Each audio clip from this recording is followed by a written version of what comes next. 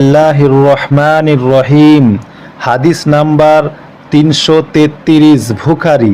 হযরত আবু হুরায়রা রাদিয়াল্লাহু তাআলা আনহু বলেন, জৈনিক প্রশ্নকারী রাসূলুল্লাহ সাল্লাল্লাহু আলাইহি ওয়াসাল্লামকে এক কাপড়ে নামাজ পড়া সম্পর্কে প্রশ্ন করল। জবাবে তিনি বললেন, তোমাদের প্রত্যেকের কাছে কি দুটি করে কাপড় আছে? অর্থাৎ এক কাপড়ের নামাজ পড়া জায়েজ। হাদিস নাম্বার 334 বুখারী। হযরত আবু হুরায়রা রাদিয়াল্লাহু তাআলা আনহু বলেন, রাসূলুল্লাহ সাল্লাল্লাহু আলাইহি সাল্লাম বলেছেন, তোমাদের কেউ যেন এক কাপড়ে এমনভাবে নামাজ না পড়ে যার সামান্য অংশ তার কাঁধের ওপর থাকে না। হাদিস নাম্বার 335 বুখারী।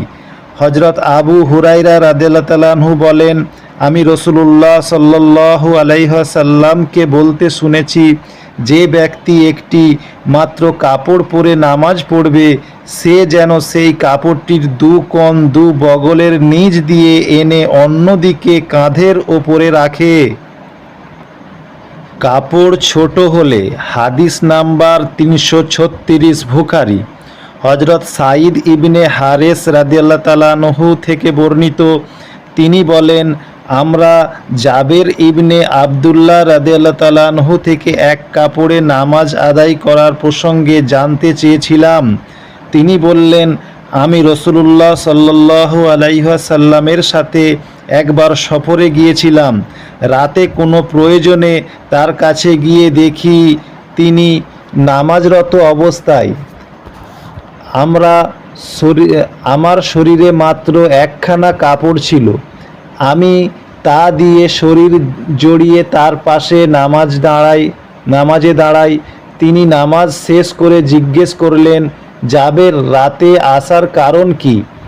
আমি তাকে আমার প্রয়োজনের কথা বললাম।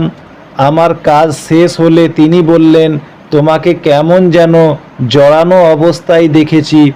আমি বললাম, কাপড় একখানাই, তাই এরকম দেখেছি। বস্ত্র হওয়া নিন্দনীয়। হাদিস নাম্বার 339। হযরত জাবির ইবনে আবদুল্লাহ রাদিয়াল্লাহু তাআলা আনহু থেকে বর্ণিত, তিনি বলেন, রাসূলুল্লাহ সাল্লাল্লাহু আলাইহি ওয়াসাল্লাম কুরাইশদের সাথে কাবা সংস্করণের জন্য পাথর বহন করছিলেন। তার পরনে ছিল একটি লুঙ্গি। তার চাচা আব্বাস তাকে বললেন, হে ভাতিজা, যদি তোমার লুঙ্গিটি খুলে কাঁধে পাথরের নিচে রাখতে তাহলে ভালো হতো। রাবি বলেন, তিনি তা খুলে নিজের কাঁধে রাখা মাত্রই জ্ঞান হারিয়ে মাটিতে পড়ে গেলেন। এরপর আর কখনো তাকে উলঙ্গ হতে দেখা যায়নি।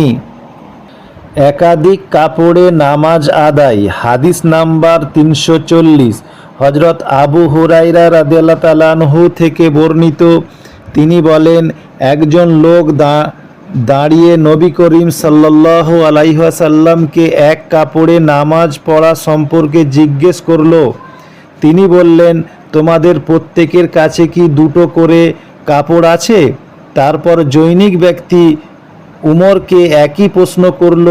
তিনি বললেন, আল্লাহর তোমাদের সামর্থ্য দিলে তোমরাও নিজেদের সামর্থ্য প্রকাশ করো।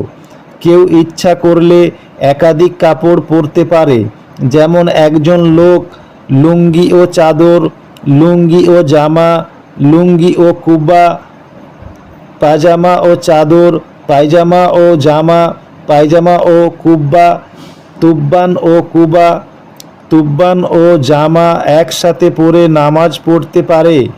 আবু হুরায়রা রাদিয়াল্লাহু তাআলা আনহু বলেন, আমার মনে হয় উমর তুব্বান নও চাদরের কথাই বলেছেন। তুব্বান ও চাদর। হাদিস নাম্বার 346 বুখারী। হযরত আয়েশা রাদিয়াল্লাহু তাআলা আনহা থেকে বর্ণিত, তিনি বলেন, রাসূলুল্লাহ সাল্লাল্লাহু আলাইহি ওয়াসাল্লাম ফজরের নামাজের পড়তেন এবং তার সাথে কিছু সংখ্যক মুসলিম মহিলা গায়ে চাদর জড়িয়ে নামাজে শরিক হতো। তারা এমন অন্ধকার থাকতে নামাজ শেষ করে বাড়ি ফিরত যে কেউ তাদেরকে চিনতে পারত না। ডিজাইন করা কাপড়ে নামাজ পড়া। হাদিস নাম্বার 347 বুখারী।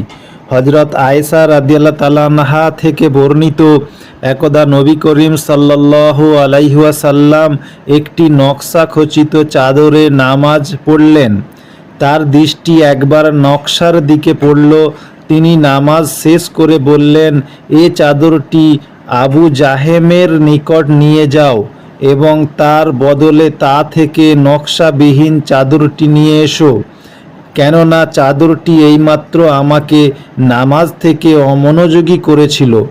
হিশাম তার পিতার মাধ্যমে আয়েশা রাদিয়াল্লাহু তাআলা আনহা থেকে বর্ণনা করেন, নবী করিম সাল্লাল্লাহু আলাইহি সাল্লাম বলেছেন, আমি নামাজের মধ্যে চাদরটির নকশার প্রতি তাকাচ্ছিলাম এবং আমার ভয় হচ্ছিল যে সে আমাকে ফিতনার নিপতিত না করে। কাপড়ে নামাজ আদায়। হাদিস নাম্বার 348। হযরত আনাস রাদিয়াল্লাহু তাআলা আনহু থেকে বর্ণিত, তিনি বলেন, আয়েশা একটি চাদর ছিল, সেটি দিয়ে তিনি ঘরের এক দিকে পর্দা করেছিলেন। নবী করিম সাল্লাল্লাহু আলাইহি ওয়াসাল্লাম একদিন বললেন, তোমার এ চাদরটি সরিয়ে ফেলো, কেননা নামাজের সময় এর নকশাগুলো আমার চোখের সামনে ভেসে ওঠে। রেশমি জুব্বা পরে নামাজ আদায়। হাদিস নাম্বার 349।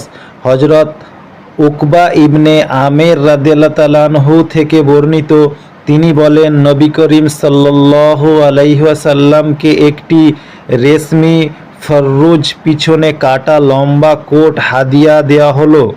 তিনি সেটি পরে নামাজ পড়লেন। নামাজ শেষ করে তিনি সেটি দ্রুত খুলে ফেললেন। অবদিষ্ট দেখে মনে হলো তিনি সেটি অপছন্দ করেছেন। তারপর তিনি বললেন, মুত্তাকিদের জন্য এটি শোভনীয় নয়। হাদিস নাম্বার 351। হযরত আনাস ইবনে মালিক রাদিয়াল্লাহু তাআলা আনহু থেকে বর্ণিত, তিনি বলেন, রাসূলুল্লাহ সাল্লাল্লাহু আলাইহি ওয়াসাল্লাম একবার ঘোড়ার হতে পড়ে যাওয়ার তার গোড়ালি কিংবা কাঁধ আঘাতপ্রাপ্ত হয়েছিল। সেই সময় তিনি তার স্ত্রীদের নিকট থেকে 1 মাসের ইলা স্ত্রী সহবাস হতে দূরে থাকার কসম করার সিদ্ধান্ত নেন। ফলে তিনি এমন একটি বালাখানায় অবস্থান করতে থাকেন যার সিঁড়ি ছিল খেজুর গাছের ডাল দিয়ে তৈরি। সাহাবীগণ তার পরিচর্যার জন্য একবার তার নিকটে আসলো। তিনি বসে বসে তাদেরকে নামাজ পড়ালেন এবং তারা দাঁড়িয়ে নামাজ পড়ল। তিনি সালাম ফিরিয়ে বললেন, ইমামকে ইমাম এজন্য করা হয়েছে যে তার অনুসরণ করতে হবে। যখন সে তাকবীর বলবে তোমরাও তাকবীর বলবে, যখন সে রুকু করবে তোমরাও রুকু করবে, এবং যখন সে সিজদা করবে তোমরাও সিজদা করবে। যদি সে দাঁড়িয়ে নামাজ পড়বে তোমরাও দাঁড়িয়ে নামাজ পড়বে। তিনি 29 দিনে ইলা ভঙ্গ করে নেমে আসলেন।